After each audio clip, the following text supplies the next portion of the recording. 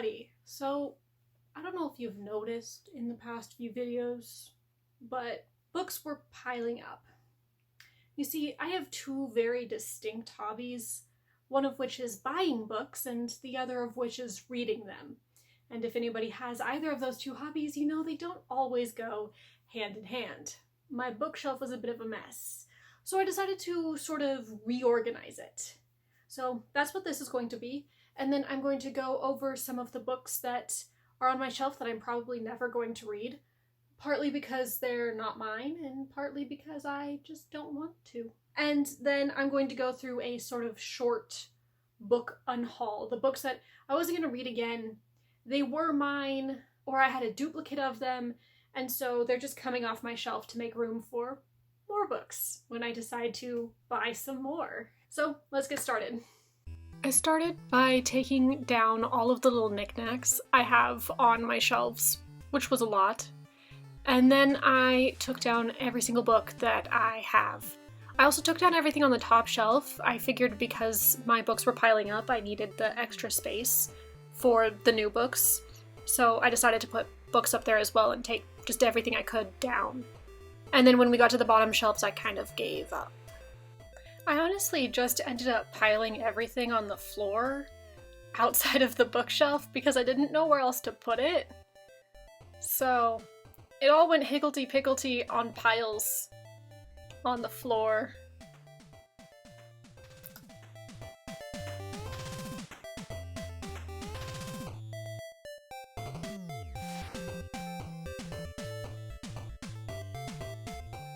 The next thing I did was go through all of the piles, shift them around, and put every single book that I own into a database that I have online now, so I can find all of my books. I literally just moved them from one side of the room to the other. Next, put everything on the shelf. I decided to go with alphabetical order by author's last name, and I just put things on the shelf and then organized it that way. On the little shelf, there's some extra things like textbooks and my mom's special books. I tried to keep all series together. That was the idea of the author's last name, but some authors or some series have multiple authors, like the Trixie Belden series, for whatever reason.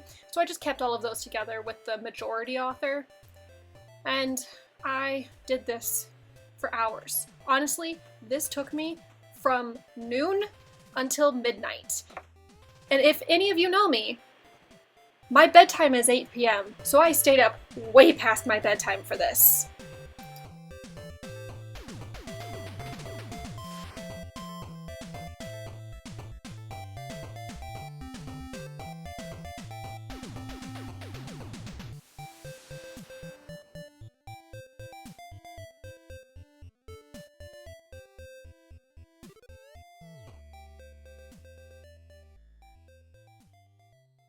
I don't know if you can tell, but this is the final product. I organized it alphabetically by author's last name on these two main shelves up to here. These are all my plays, these are all of my poetry, and these are like some longer series that we're going to get split up. Same with down here. All of these alphabetical, all of these up there on the very top, those are my journals. I've already used them. I don't really want to go over them again, so they're up there where I can't reach them. Then I have textbooks, the Norton anthologies. I love these books. I'm never getting rid of these textbooks. I have all of my Talk to Me in Korean textbooks. Also love them. Never getting rid of them. And then I have a bunch of like collector's editions of books that aren't mine. They're my mom's. So they're staying here until the bookshelf in the office gets put up. I've slowly been working on those. I'm sure you've seen that in some of my vlogs if you watch them. If you don't, I have a second channel. I vlog bi-weekly. And then down here we have some children's books that I just don't want to get rid of. Because like Harold and the Purple Crayon, a masterpiece. Not getting rid of that. Rainbow Fish, not getting rid of it, ever. So those are down there. And then I have yearbooks, which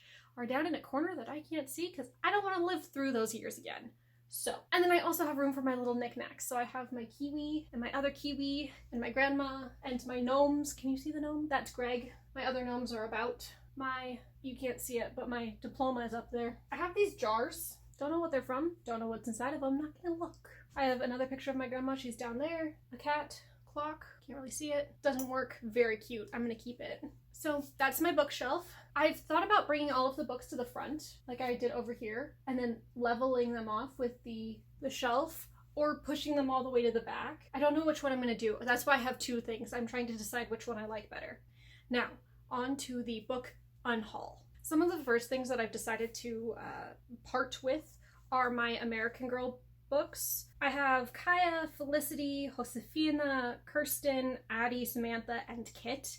I have the full sets of them. I loved reading these as a child, but I haven't pulled them off the shelf. In fact, they're covered in dust. So I figured might as well get them out to other kids who might want to read these. So those are going to go somewhere. I'm thinking about donating them to the public library. I'm not sure if they accept donations or not, but I have those. Then I have all of these books. This is They Say, I Say, Moves in Academic Writing. This is how to write an essay. I know how to write an essay, and I honestly didn't find this very helpful, but I'm sure there are some people out there who would find it helpful, so that's gonna go away. The Practical Guide to Calligraphy by Rosemary Sassoon. I got it and attempted to learn Korean. Not Korean, calligraphy. Never really followed through with it. It's just taking up room. It gets to go away. This is Agatha Christie, The Murder of Roger Ackroyd. The reason this one's going away is because I have Agatha Christie, The Murder of Roger Ackroyd. Where did it go? Up here. It came in a box set with Murder on the Orient Express, and Then There Were None. And I got this box set because I wanted those two, and I didn't realize that I had this one on my shelf because this one, it looks different from all of my other Agatha Christie's, even including this one, which was my oldest one. It looks different. So this, I didn't realize what it was when I bought the one that I did. So it's in perfectly good condition and it's a lovely book, so it'll be donated. This is The Realm of the Gods by Tamora Pierce. This is the fourth book in the Immortals quartet. I have it right here when I got the rest of the quartet, which came in a box set. It was cheaper to get all four together than to get three individually, and also this one looks different. I got this one for free from my school library. They were getting rid of it for whatever reason. I think it's because it's too sexual. They kiss. So I shall be... Can you donate from one library to another library? Like, how does that work? I don't know. This is going to go somewhere. This is Writing About World Literature by Karen Kosick. It's made by the Norton Publishers, and it basically does the same thing as They Said, She Said, or I Say, They Say. What is it called? They Say, I Say. Tells you how to write about it. This is about world literature, but all of the information is the same. How to develop your paragraphs, how the thesis sentence checklist, turning your ideas into a thesis statement, alternatives to the thesis sentence. Like, all of these are interesting and they're useful, just not to me, not anymore. I think I've got that covered, at least the basics. This is The Color Purple by Alice Walker. I have this up here. This came from my dad. It's bright yellow, the pages. This was in my dad's library from his high school. Didn't know we had it in the house. He went through a box, we found it. I already had purchased The Color Purple here. Didn't know that I had it. So I put this on my library and I have two. So this one is going to be given away. This is my comfort poetry. This is a collection of Emily Dickinson's poetry with the Everyman's Pocket Library, or Everyman's Library Pocket Poets edition. It's gorgeous. However, I have it right here because, once again, when I bought the full set, when I found them, it was cheaper to buy the full set than to buy every one except the one that I already had. So I love this, and I'm going to be donating it to someone else who will hopefully love it as much as I do. This is Charlotte Bronte's Jane Eyre. I also got this from a library that was giving away books for free, and I didn't realize I had already done that. Where's Bronte? Jane Eyre Bronte. This one's a Barnes Noble classic, and this one is a Penguins classic. The reason I'm keeping the Barnes Noble one is because, I don't know if you've read Jane Eyre, but Jane Eyre has a lot of French in it, and I'm not well versed in French. And if it was a word here or there where I could figure it out via context, then I would keep this version. But I'm keeping the Barnes Noble version of it because it has the translations. So when there's like a full paragraph of French, I actually know what's going on.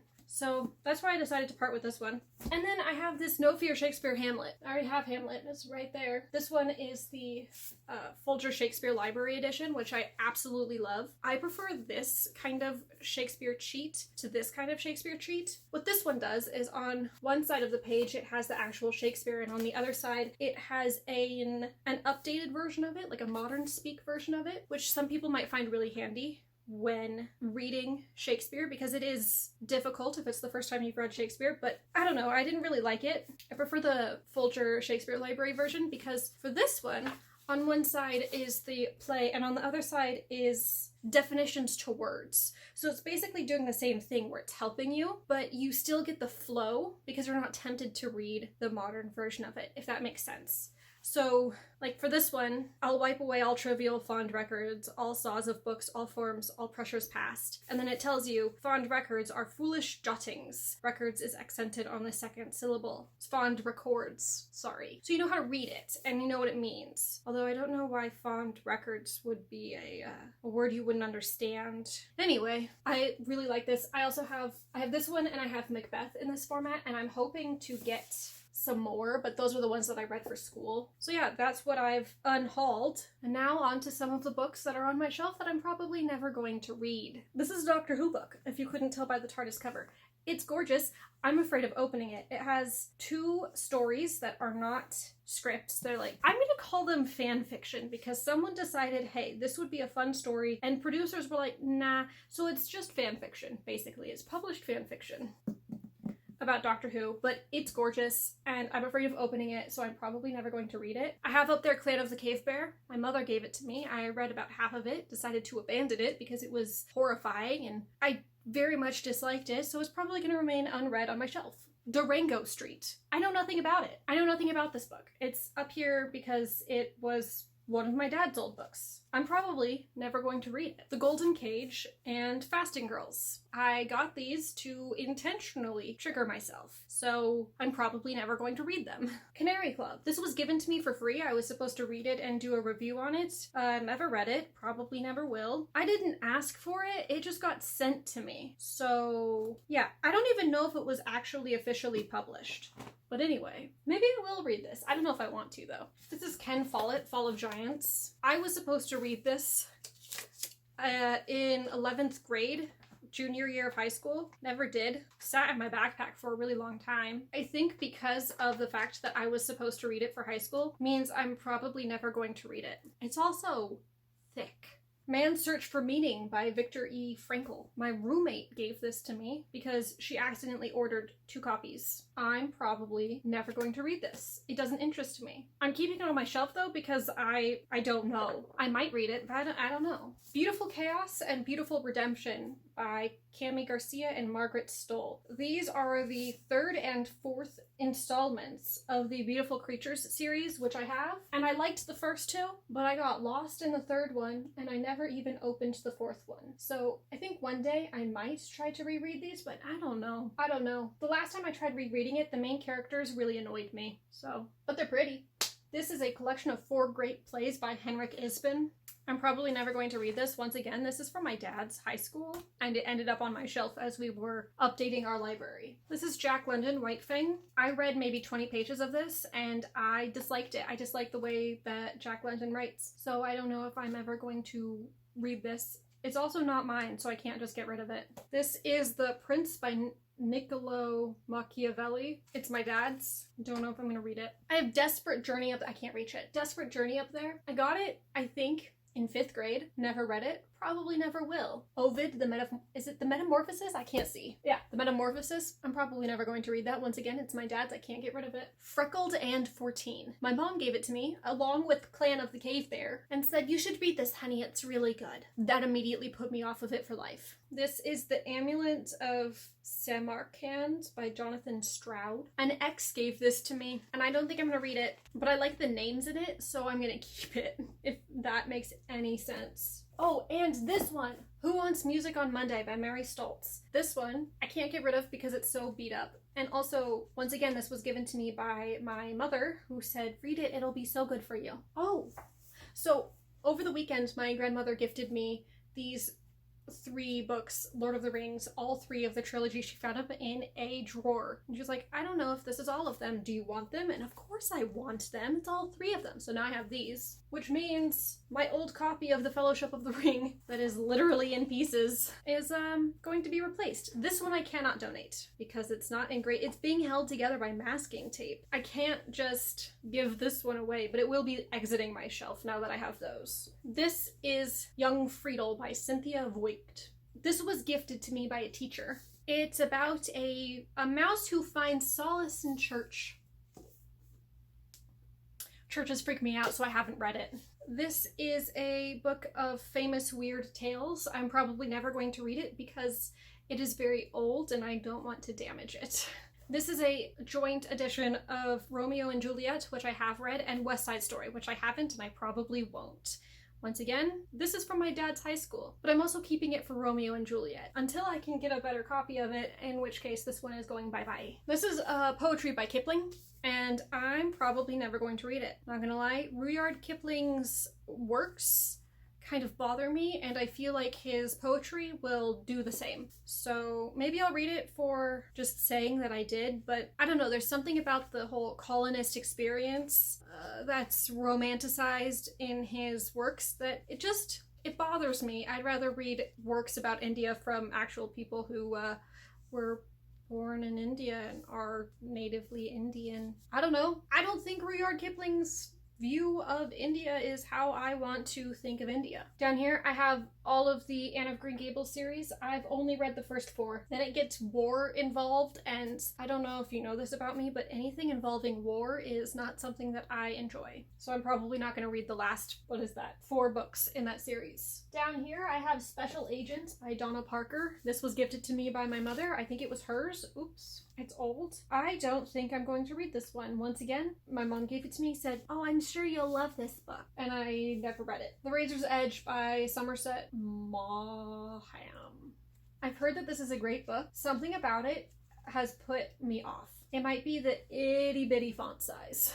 I'm probably never going to read that. And finally, Moccasin Trail by Eloise Jarvis McGraw. Just something about the premise of the book bothers me, and I don't know if I'm ever going to read it. Those are my books. I've organized them. I'm giving some away. I'm throwing some away. I don't know what else to do with the Fellowship of the Ring. It's so beat up. It's already falling apart. I could use it for art. I might do that. It's going in my art bin. The rest of them are being given away because they're in perfectly good condition, and I feel like other people are going to get much more use out of them than I have with them just sitting on my shelf doing nothing. Also, I don't know if you can see. Oh, you can see. One of my Nancy Drew books is blue, and the rest of them are yellow. It's just an older... Is it older? I think it's just an older copy, an older edition. That's my bookshelf. I've reorganized, I've de-hauled, and I've gone through some of the books that I'm just never going to read. I'll see you guys next time. Bye!